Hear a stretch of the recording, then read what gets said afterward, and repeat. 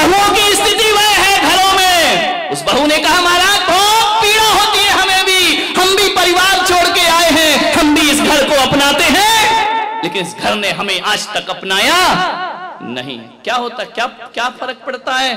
एक बात बताओ, सासुओं से मैं पूछता हूं, बेटी कब आती है तुम्हारे घर में गर्मी की छुट्टियों में? यहां रोज नाश्ता कौन बनाता है? बेटी आके बनाती है, बहू बनाती है?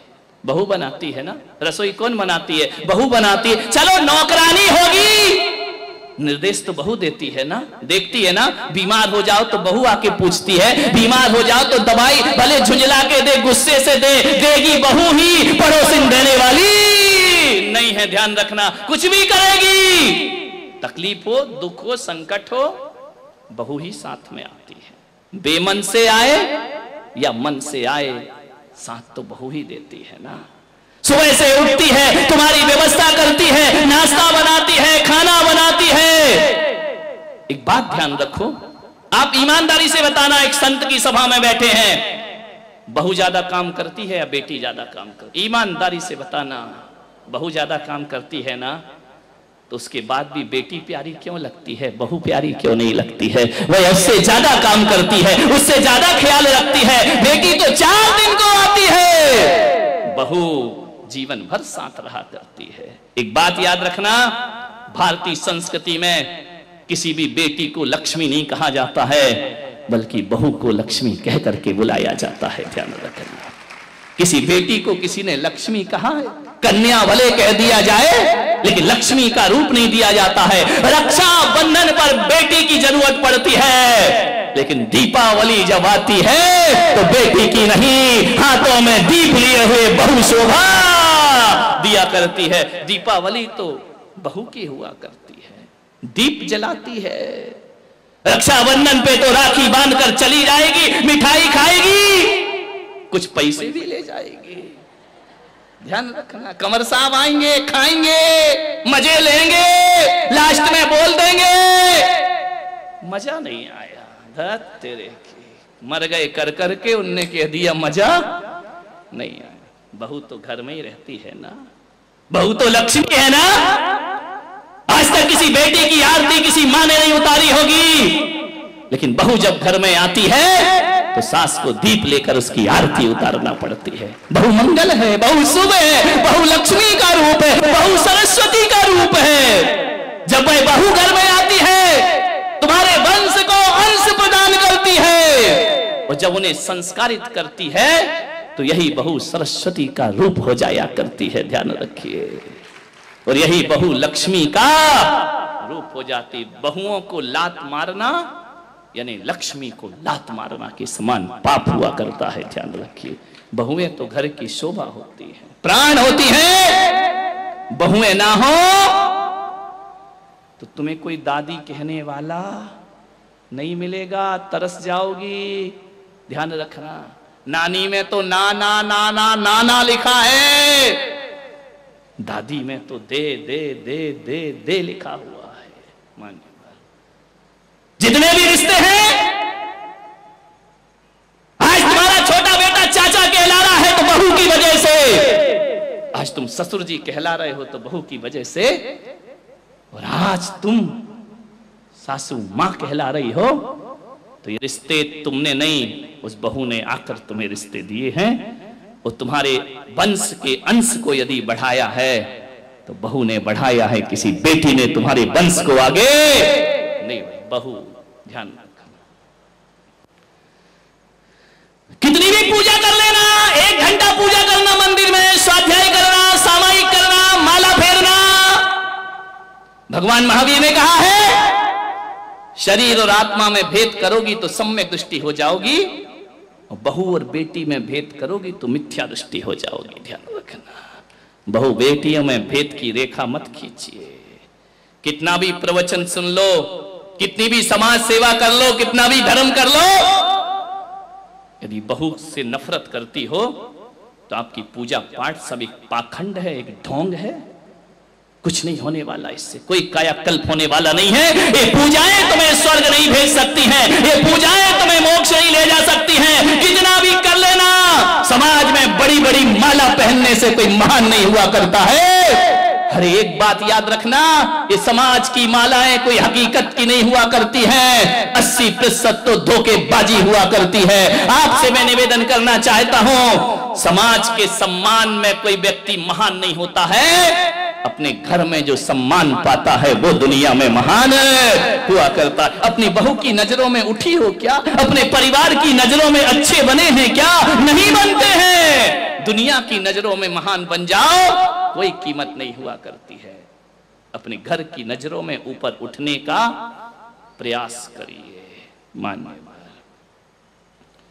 तकलीफ क्या हो जाती है? बहू लेने तुम ही जाती हो, शादी नहीं होती तो 10 जगह हाथ पैर जोड़ती हो, कुंडली मिलाती हो, मेरे लड़के की शादी करा दो। एक काम करना, युवाओं से मैं कहूंगा, शादी आदि करो ना, कुंडली मुंडली का एक अलग लफड़ा, इस चक्कर में कई कुंवारे घूम रहे हैं। मैं आपसे इतना ही निवेदन करूंगा कि अब की बार कुंडली मिलाओ तो अपनी मत मिलाना, है ना। किसी भी पंडित को दिखाना तो कहना जो लड़की मेरे घर आ रही, देख उससे मेरी मां की कुंडली मिल रही है या नहीं मिल रही है, मेरे पास उसे कितना रहना है, सबसे ज्यादा तो सासू के साथ। गड़बड़ घर वहीं से होता है, क्योंकि जो बहू आएगी अधिक से अधिक समय भाई परिवार में गुजारती, तुम्हारे साथ कितना गुजारेगी? सुबह जाओगे थके हारे दुकान जाओगे, शाम को लौटोगे दुकान से, रात को घंटे 2 घंटे बात करोगे, फिर नींद लग जाएगी, फिर चले जाओगे। गड़बड़ तो महाभारत कहां से शुरू होती है? बहुओं से और सासुओं से। मान क्या तकलीफ हो जाती है बहू के आने पर। एक बात बताओ, तकलीफ केवल इतनी है कि एक मां अपने बच्चे को, अपने बेटे को अपने अनुसार पालती है, अपने अनुभव से पालती है, अपने जीवन की दिशा से, दृष्टिकोण से पाल के बड़ा करती है। बच्चा मां के अनुसार पलता है। स्कूल से आता है, मम्मी मेरा बैग कहां है, मम्मी मेरे जूते कहां है, मम्मी मेरे कपड़े कहां है, मम्मी मेरा खाना कहां है। मम्मी को ढूंढता है बच्चा, जब तक शादी नहीं होती। ध्यान रखना, मम्मी को ही तो ढूंढता, मम्मी मम्मी हर चीज में मम्मी, बाजार चलना मम्मी, शॉपिंग करना मम्मी। ध्यान रखना, हर जगह मां के साथ घूमता है बच्चा। एक बात याद रखना, हर जगह वह मां को तलाशेगा। तकलीफ नहीं होती वहां, दुख है तो मां, सुख है तो मां, कहीं जाना है तो मां पापा, इसके अलावा कुछ नहीं होता है। लेकिन एक तकलीफ थोड़ी सी हो जाती है कि जब शादी होकर के वह आता है तो थोड़ा समय उसे पत्नी को भी देना पड़ता है। ध्यान रखिए, और जब ये समय हमारे समय में से कटने लगता है ना, तो मां को तकलीफ होने लगती है। ध्यान रखिए, ये नेचुरल बातें हैं, प्रैक्टिकली बातें हैं कि पहले आते साथ बेटा मां को ढूंढता था, अब बहुत से काम ऐसे हैं जो पत्नी के हवाले हो जाया करते हैं। और जब कोई काम, जब वह आवाज अपनी पत्नी को देता है और मां को नहीं देता, थोड़ी सी तकलीफ हो जाती है भीतर। ध्यान रखना, शादी के बाद जितनी मुश्किल सासू को होती है ना, उससे ज्यादा मुश्किल लड़के को भी हुआ करती है। ये मत सोचो कि केवल बहू को एडजस्ट करने में वक्त लगता है, परेशान होती है। ये लड़कों को भी बहुत दिक्कत, जब तक शादीशुदा लड़कों से पूछो, हमेशा कहते इससे तो, हाँ ये तुम क्यों बोल रही, उनको बोलने दो। ध्यान रखिए, 4 दिन को बेटी आ जाती है। देखो छोटी छोटी बातें बता रहा हूं जो बहुत बड़ी बनती हैं, जो इतनी खाइयां पैदा करती हैं। गर्मी के दिन ससुर जी ने कहा कि चाय बनाओ, बेटी गर्मी में पीहर आई है, बहू भाभी भी है। बेटी ने कहा पापा जी बनाती हूं। अम्मा कहती बेटी तू क्यों बनाएगी? बोली क्यों? भाभी है ना, तू तो 4 दिन को आई, आराम कर ले। तू भी तो ससुराल से आई है, थोड़ा सा आराम कर ले, चैन से रह ले। भाभी है ना, वो चाय बना देगी। अब ये शब्द यदि बहू के कान में पड़ गए, ध्यान रखना, एक प्याला चाय बनाने में बेटी कमजोर नहीं हो जाती, उसका बीपी नहीं बढ़ जाता, वो बेहोश नहीं हो जाती।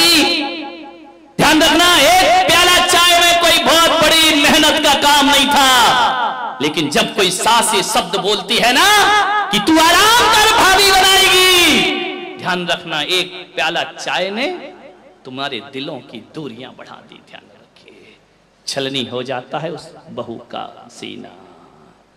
क्या फर्क पड़ता है यदि बेटी बना लेती तो।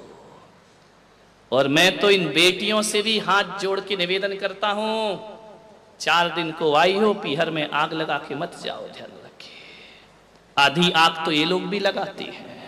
आ गई क्या रक्षाबंधन पे, मिठाई खाओगी और आग उगल के जाओगी।